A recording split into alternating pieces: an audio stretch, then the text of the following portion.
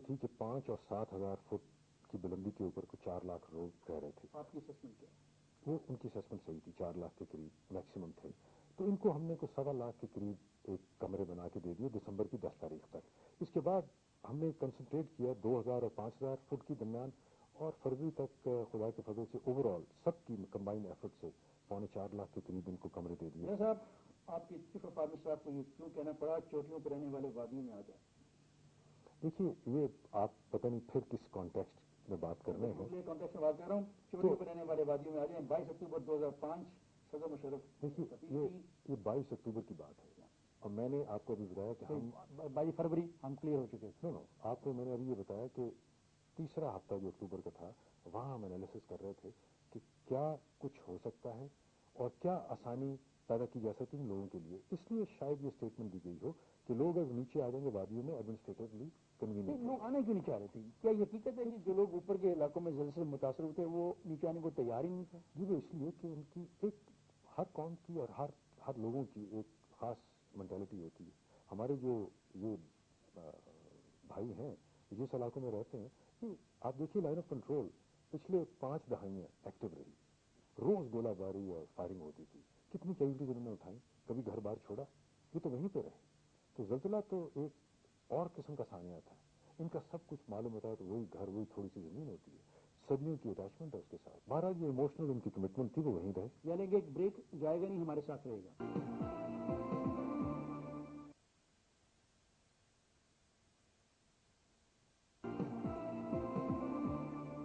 Welcome بھائی, آپ نے بھارت کی طرف سے لائن آف کنٹرول کھولنے کی تجویز نہ ماننے پر کہا کہ بھارت کو شرائط نہیں لگانی چاہیے کیونکہ پاکستان لائن آف کنٹرول انسانی بنیادوں پہ کھولنا چاہتا ہے. بھارت بھی تو انسانی بنیادوں پر آپ کو ہیلی کاپٹر دینا چاہتا تھا, تو پھر دفتر خارجہ نے یہ کیوں کہا کہ بھارت کے ہیلی کاپٹر قبول ہیں, پائلٹ نہیں؟ دیکھیے, لائن آف کنٹرول کے اوپر جو کشت و خون پچھلے 5 دہائیاں ہوتا رہا, بھارتی فوج کی طرف سے ہوا, تو کیا بھارتی سپاہی اس ریلیف آپریشن میں اگر دیکھے جاتے کیا تاثر پایا جاتا؟ میرے خیال میں یہ بڑا صحیح فیصلہ تھا کہ وہی ہیلی کاپٹر ہیں جو ہمارے پاس ہیں. ہیلی کاپٹرز کی اگر ضرورت ہمیں ہے تو ہیلی کاپٹر دیتے ہیں, پائلٹ تو ہمارے چلا لیں گے. سو ان کے سپاہیوں کی ہمیں ضرورت تو نہیں تھی. جب یہ ریلیف کا کام آپ کر رہے تھے, کیا کسی مرحلہ پر آپ پر یورپی ممالک کی طرف سے یہ دباؤ ڈالا گیا کہ ریلیف کے آپریشن میں جو جہادی تنظیمیں شامل ہیں ان کو یا آپ روک دیں یا آپ ان کو کہیں کہ یہ ریلیف سے باہر نکل جائیں؟ کیا آپ کے علم میں ایسے کوئی دباؤ تھا؟ میرے اوپر کوئی دباؤ نہیں تھا. یہ بات کسی سطح پر بھی کسی غیر ملکی نے آپ سے کبھی بھی بحث میں نہیں لائی؟ نو. اب ہمارا اگلا سوال ہے کہ جو بین الاقوامی ہمیں امداد ملی وہ بطور فیڈرل ریلیف کمیشن آپ سمجھتے ہیں کیا کم تھی؟ نہیں, اگر آپ اوور آل اگر صرف ایک ریلیف گڈز کی بات کرتے ہیں تو میرے خیال میں سفیشینٹ کوانٹٹی ہمارے پاس آئی ہے.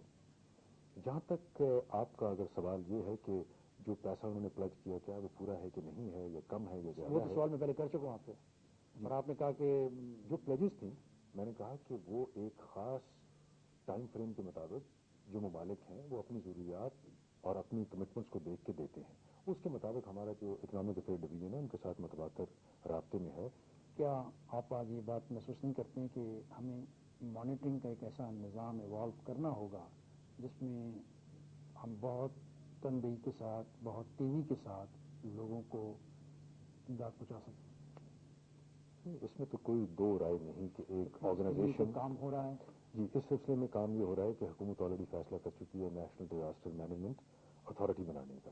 ایک بہت افیکٹو ادارہ ہوگا قومی سطح کے اوپر, اور اس کی شاخیں جو ہیں وہ صوبوں میں اور ڈاؤن ٹو ڈسٹرکٹ لیول تک ہوں گی. اس کا قانون جو ہے بن چکا ہے لیکن اسمبلی سے پاس ہونا ہے. سو ابھی وہ اس سٹیجز پہ ہے. حکومت اس کے اوپر فیصلہ کر کیا اس میں آپ نے بھی کوئی اپنی تجاویز دی ہیں کیونکہ آپ کو ایک ایکسپیرینس ہے, آپ اس سارے دور میں سے گزرے ہیں, آپ نے اچھائیاں اور برائیاں اس کی دیکھی ہیں؟ اس کے اوپر کیبنٹ ڈویژن پچھلے 3 سال سے کام کر رہا تھا. سر میرا سوال آپ میں آ سے رہا ہوں اس کے اوپر. تو جنوری یا فروری میں جب اس کی کوئی پریزنٹیشن تھی تو ہمارے سے تجاویز پوچھی گئی.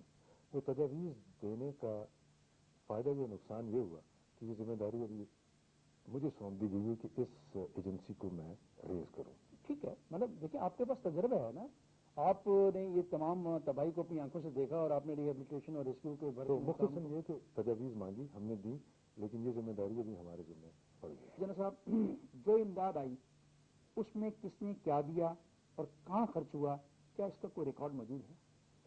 اچھا دیکھیے، ایک چیز بڑی واضح ہو جانی چاہیے، وہ یہ کہ جب کوئی امداد آپ کو دیتا ہے تو ان کی اپنی ایجنسیز اور این جی اوز اکثر و بیشتر اس جگہ پہ کام کر رہی ہوتی ہیں۔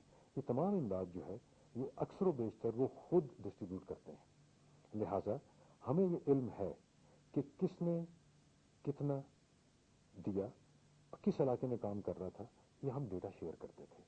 100% ہمارے پاس نہ ہوگا لیکن اکثر و بیشتر ہمارے پاس ہے۔ ہم جب یہ سوال کر رہے ہیں تو ہم اس میں یہ بھی کر رہے ہیں کہ جو امدادی رقوم صدر کے فنڈ میں آئی، جو امدادی رقوم آپ کو دی گئی، جو مدد آپ کو براہ راست لوگوں نے کی گئی، کس نے دی، کہاں خرچ ہوئی، اگر کوئی 5 سال کے بعد یا 4 سال کے بعد یہ جاننا چاہے تو کیا ایسا کوئی ریکارڈ مینٹین کیا گیا؟ دو چیزوں کو آپ مکس اپ کر رہے ہیں، ایک یہ کہ پیسے کی امداد، وہ صرف ایک فنڈ تھا، وہ صدارتی فنڈ جس میں سب نے پیسہ جمع کیا، اس کے اوپر بہت اسٹرکٹ ایس او پیز ہے، لیکن کتنا ہوا ہے کیونکہ میں اس سے ڈیل نہیں کر پا رہا ہوں، اس لیے مجھے اس کا علم نہیں ہے۔ میں جناب فاروق صاحب سے یہ پوچھوں کہ جناب صاحب، کیا آپ یقین سے کہہ سکتے ہیں چھاتی پر ہاتھ رکھ کے کہ تمام ڈیڈ باڈیز ملبے سے نکال لی گئی، یا جہاں بھی ملبہ تھا جو نیچے دفن ہو گیا وہی اب اس کی قبر ہے؟ میں 100% نہیں کہہ سکتا یہ مکمل کر پائے ہم، اور ہو سکتا ہے بہت سی ایسی آپ اندازہ کتنے پرسنٹ کر پائے؟ میں کوئی پرسنٹیج نہیں دے پاؤں گا،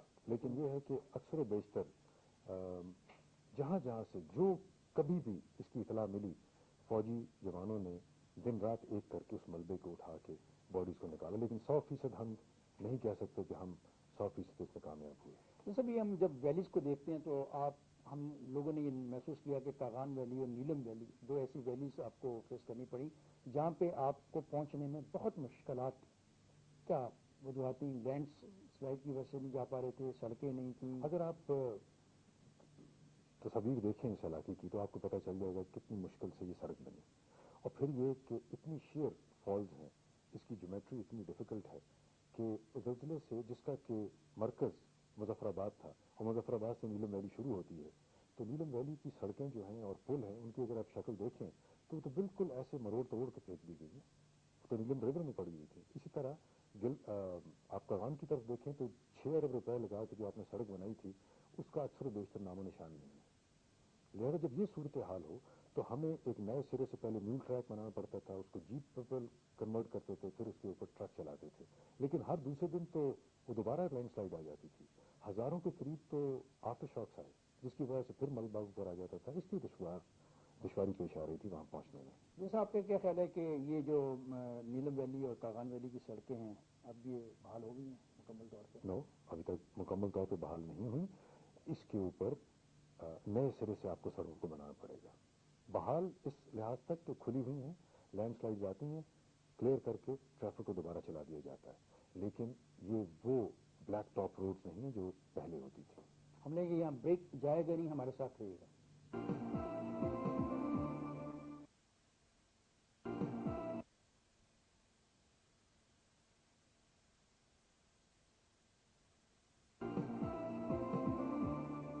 ویلکم بیک۔ جن صاحب، کیا یہ حقیقت ہے جو غیر ملکی امدادی ٹیمیں آئیں ان سے آپ نے ویزا فیس وصول کرنی شروع کر دی اور اس کی وجہ سے بھی کافی ڈیلے ہوا امدادی پروسیس؟